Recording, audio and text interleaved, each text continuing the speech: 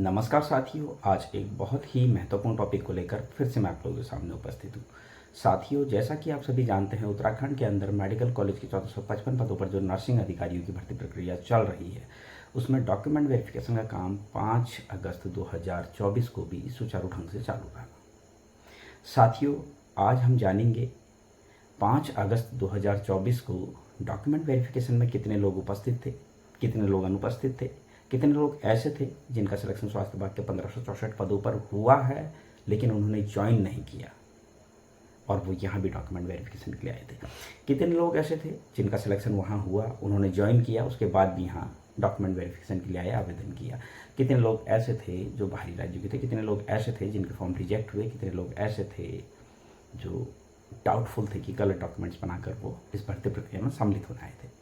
तो साथियों, शुरू करते हैं। सबसे पहले बात करते हैं कि आज जो डॉक्यूमेंट वेरिफिकेशन हुआ 5 अगस्त 2024 को, इसमें कितने लोग उपस्थित थे और कितने लोग अनुपस्थित थे। साथियों, लगभग आज डॉक्यूमेंट वेरिफिकेशन में 90 लोगों में से लगभग 60 से 65 लोगों के जो है उपस्थित होने की जो है जानकारी हमें मिली। साथियों, ये जो मैं डाटा देता हूँ, ये डाटा आप ही लोग जो डॉक्यूमेंट वेरिफिकेशन में आ रहे हैं उन्हीं के द्वारा कलेक्ट किया जाता है, उन्हीं से मैं ये डाटा लेता हूँ और फिर इस डाटा को सभी के साथ शेयर करता हूँ। और मैं सिर्फ 1 या 2 लोगों से नहीं, कम से कम 5 या 6 लोगों से ये डाटा लेता हूँ ताकि इन्फॉर्मेशन लगभग क्लियर हो सके, बिल्कुल सही हो सके। मैं ये नहीं कह रहा हूँ कि मेरा डाटा बिल्कुल 100% सही होगा, लेकिन मैं एक आंकड़ा आप लोगों को दे रहा हूँ।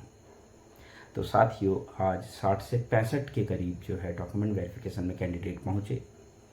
साथियों, बाकी कैंडिडेट अब्सेंट थे और साथियों कुछ लोगों की फॉर्म में दिक्कतें हुई। ऐसा नहीं है कि फॉर्म सभी के रिजेक्ट हुए, एक आधा का ऐसा डाउटफुल था। बाहरी राज्य के कैंडिडेट कहीं ना कहीं इस भर्ती प्रक्रिया में लगातार आ रहे हैं, जैसा कि हमने पहले भी बताया है। डाउटफुल आज भी कुछ लोग रहे। मैं बिल्कुल उनके ऊपर ये नहीं कहूँगा कि वो थे ही, लेकिन डाउटफुल रहे, क्योंकि जैसे ही हम जिससे भी हम जानकारी ले रहे हैं, कहीं ना कहीं उनको ये डाउट है कि वो उत्तराखंड के नहीं हैं। एक बात और कहना चाहूँगा साथियों, ऐसे लोग भी बहुत सारे ऐसे कैंडिडेट भी डाउटफुल रहे कि उनका सिलेक्शन पहले हो चुका है, उन्होंने ज्वाइन नहीं किया। तो साथियों, ये लगातार मामले उठ रहे हैं, लगातार इन मामलों पर बात चल रही है, लेकिन जब हाई कोर्ट ने मना कर दिया है उसके बाद भी अगर ये लोग यहाँ आने की कोशिश कर रहे हैं, इसका मतलब साफ है कि ये मन बना चुके हैं। तो साथियों, मैं आप लोगों को एक बात और कहना चाहूँगा। अभी बहुत सारे लोग कह रहे हैं कि हमें जो है अब जो है क्षैतिज आरक्षण का केस लड़ना है और जो है हम बबलू केस को वापस ले और हम फिर लड़ रहे हैं। तो मैं आप लोगों को बताना चाहता हूँ, मेरे केस को वापस लेने या ना लेने से कोई फ़र्क नहीं पड़ता है। अगर आपको केस लड़ना है तो आप हाई कोर्ट जा सकते हैं, आप सुप्रीम कोर्ट भी जा सकते हैं। आपकी इच्छा के ऊपर निर्भर करता है आप कहाँ जाना पसंद करते हैं। और बहुत आसान शब्दों में आपको बताऊँगा कि मेरे केस करने से किसी और पर पाबंदी नहीं लगती है। न्यायालय के दरवाजे हर किसी के लिए खुले हैं। आप अपना वकील कीजिए, क्षैतिज आरक्षण का केस लड़िए, आपके लिए कोर्ट के दरवाजे खुले हैं। मेरे केस करने या ना करने से आपको कोई प्रॉब्लम नहीं होगी, उससे आपके केस पर कोई फ़र्क नहीं पड़ेगा। बस मेरी जो बात है इतना समझिए, आपकी मनसा साफ़ होनी चाहिए। अगर आपकी मनसा साफ़ है तो आप कोर्ट जा सकते हैं। आप अदर स्टेट के लिए भी कोर्ट जा सकते हैं, लेकिन अदर स्टेट के लिए आप कोर्ट नहीं जाएंगे। इसलिए नहीं जाएंगे क्योंकि अदर स्टेट वाले मामले में आपको बाहरी राज्यों के लोगों का सामना करना पड़ेगा, जो कि आपके बस की नहीं है।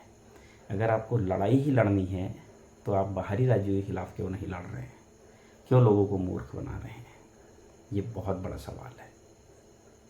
आप एक बार कोर्ट तो जाइए बाहरी राज्यों के मामले में।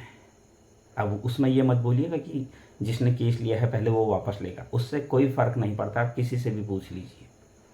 आपको जानकारी नहीं है इसलिए आप लोगों को गुमराह कर रहे हैं, लेकिन लोगों को भी मैं ये बताना चाहूँगा कि अगर किसी ने केस किया है उससे कोई फ़र्क नहीं पड़ता वो केस वापस ले या ना ले। कोई दूसरा आदमी अगर उसी सब्जेक्ट पर, उसी मुद्दे पर केस करना चाहता है तो वो अपना वकील सेलेक्ट करे और कोर्ट जाए, उससे कोई फ़र्क नहीं पड़ता। वो केस जीत जाए, उसके बाद क्या होगा, वो दूसरे का केस खुद ब खुद समाप्त हो जाएगा। तो ये प्रोसेस होता है साथियों। इसके लिए ये बोलना, लोगों को इस तरह से गुमराह करना कि फला आदमी जब केस वापस लेगा तभी हम जा सकते हैं, तो ये सिर्फ और सिर्फ गुमराह करने की राजनीति हो रही है। इस तरह से नहीं होता है। ये बात मैं आपको थोड़ा प्रैक्टिकल के तौर पर भी बता दूं। जब भर्ती प्रक्रिया शुरू हुई थी मेडिकल कॉलेज और स्वास्थ्य विभाग के लगभग 26 से 21 पदों पर, तो वर्षवार सिलेक्शन के लिए बहुत सारे गुट जो है कोर्ट गए। संगीता सिंह और स्वाति शर्मा अलग गए, कुछ लोग अलग गए। तो इसका मतलब ये थोड़ी ना कि एक ने केस डाल दिया तो दूसरा नहीं गया। आप पता कीजिए। चलो उसको भी छोड़ दीजिए, रिसेंट मामला बताता हूँ। बाहरी राज्यों के उम्मीदवार जब 3 जनवरी 2023 को स्वास्थ्य विभाग के 1564 पदों पर विज्ञप्ति आई, तो बाहरी राज्यों के कैंडिडेट ने सरकार के खिलाफ केस किया। अगर आपकी तरह कुछ लोगों की सोच होती, चाहे पंकज भाई हैं जो हमारे सीनियर हैं, उन्होंने फिर क्या किया, उन्होंने भी बाहरी राज्यों के खिलाफ केस कर दिया। लेकिन अगर आपके हिसाब से चलते तो आप क्या बोलते, पहले सरकार केस वापस लेगी तब हम जो है बाहरी राज्यों के खिलाफ केस करेंगे। आप इस तरह से लोगों को गुमराह करते। तो ये गुमराह करने की राजनीति से थोड़ा सा बाहर निकलिए। मेरा मानना है कि आप अगर लोगों को गुमराह नहीं करेंगे तो आपको ज़्यादा सपोर्ट मिलेगा। सच बात जो है वो बताइए, सही तरीके से लोगों को गाइडेंस कीजिए, लोगों को सही बात बताइए। फिर से मैं बता रहा हूँ, बाहरी राज्यों के मामले में सरकार के खिलाफ बाहरी राज्यों के कैंडिडेट ने केस किया, और पंकज सर जो हमारे सीनियर हैं, पंकज जी, उन्होंने भी केस किया हुआ है बाहरी राज्यों के खिलाफ। उन्होंने उस समय ये नहीं कहा कि जब सरकार केस वापस लेगी तब मैं केस करूँगा। केस कर सकते हैं भाई।